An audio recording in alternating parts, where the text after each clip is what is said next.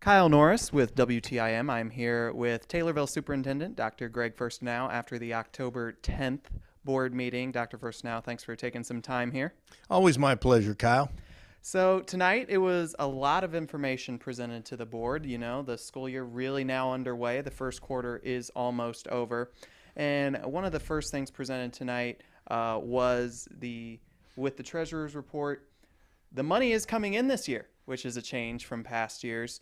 But still no word yet on how much new funding will come into Taylorville. But first off, your thoughts on, budgeting is not going to be as big of an issue in coming years. Well, I think that was the whole purpose behind Senate Bill 1947 is to give districts some consistency in terms of planning for the next year. And one of the things that we know is we hope to know maybe at the end of the month or mid-November determining what tier Taylorville will be in as well as the new funding. But more importantly, as we look to next year's budget, we'll know what our base funding minimum is once we get that figure released from the ISB. So that is our starting point for next year. And that will really help as we know what the consumer price index is at 2.1%. And then, of course, we'll have the referendum levy that will be in place for the next year. So budget-wise, we should be in much better shape in terms of knowing what we're going to get from the state side and the local side as well as the federal side. And also tonight, going more into funding here, the fiscal year 17 district audit was presented at the board meeting tonight. And from Adam Mathias, the CPA, who was a part of that audit, one of the biggest things he said, it wasn't the expenditures that was the biggest issue, as expenditures were actually down this past fiscal year compared to 16, but it was the revenues that were the biggest problem for the district this past year, and it was mainly state funding and federal funding that didn't come in. Yeah, basically, and we knew this going into this budget year, as the board heard that last year, that it wasn't going to be an expenditure side. We pretty much knew what our expenditures were going to be. However, we did not know what the revenue side would be, and that primarily being from our partner, the state of Illinois. At that point in time, they hadn't set a budget, with the categoricals not coming in on time, we really didn't know what the final revenue piece would be. And I think Mr. Mathias pointed that out this evening. It was a combination of the state funding as well as federal funding. The federal funding is just a matter of timing when monies come in. The money from the federal government will flow in this fiscal year. And we're still short a little over $300,000 from the state from that last categorical payment last year. And so when it came to the preliminary financial review score for the district, it went down a little bit, and the status also went down as well from financial recognition to financial review. What exactly, well, first off, just so the listeners know, that is not the final score. The state will determine that final score, but what would the downgrade to financial review mean for the district? That means that's just the state. It states that the district needs to review its finances in terms of that. But what Mr. Mathias did point out tonight, as you did see too, Kyle, is that it was a revenue problem that generated the situation, not so much an expenditure. But when they look at your expenditures exceeding your revenues, therefore that is where we lost some ground in terms of our financial score. But when you really look at that, you can't have anything over 1 or above. It has to be above 1, but when you took a look at that, we were at 1.011. So we were right on that fine line in terms of that. But I think that it still shows that the district is still managing and doing what it has to do to manage its expenditures. Hopefully now we're going to get this revenue side of the picture fixed so that the district can continue to work on getting back to financial recognition and then putting the district into a more financial solvent position in the future.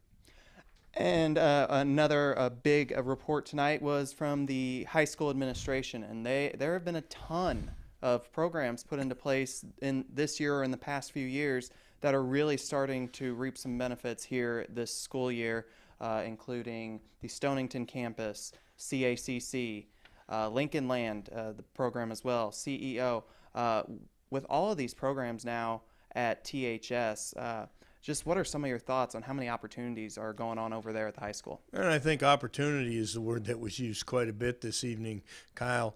But I'm extremely proud of the administration and the staff at Taylorville High School for taking on the challenge of providing opportunities for students. The CEO program, continues into its third year. I think that program is growing, or it will stay stable over the next few years. The CACC program, we doubled our participation this year. We hope to do the same thing next year, but providing opportunities for kids that we can't offer at Taylorville High School, that they can get at that career area, Capital Career Center, is very important to providing those opportunities. We're very excited about the College Now program at Lincoln Land Community College, where our students, juniors and seniors, can take those college classes for dual credit and college credit courses. So we're very happy with that. The Stonington campus is new. We're trying to do some different things to provide some of our students that didn't find success at Taylorville High School an opportunity to come back and pick up their high school diploma. 2 students did graduate this evening that were part of those programs. We're extremely proud of that these students are understanding the need to get their high school diploma. They're just doing it in a different setting. So we're really excited about the opportunities that are being afforded Taylorville High School students, and the challenge now is to continue to provide those opportunities for those students. But I think tonight you also saw the Freshman Success Program.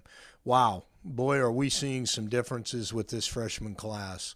I've never seen those percentages with that attendance rate in terms of students passing courses, coming to school, and getting engaged in the high school experience.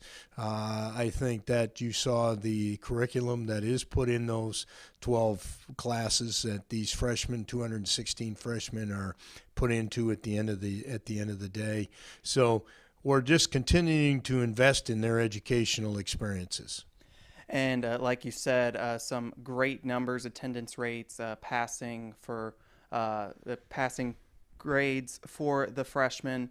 And so obviously the goal of it is to get all these kids to graduate in 4 years and possibly get that graduation rate at 100%. Going down the road, that this is a 4-year high school. It's not just a 1-year program to kick it off, but down the road for these freshmen, what other programs or what else is going to be done for these freshmen and freshmen going forward after freshman year to help them succeed and stay on track past freshman year? Well, I think that one of the things is that we will have identified students that are struggling, that we'll be able to provide them additional supports and services.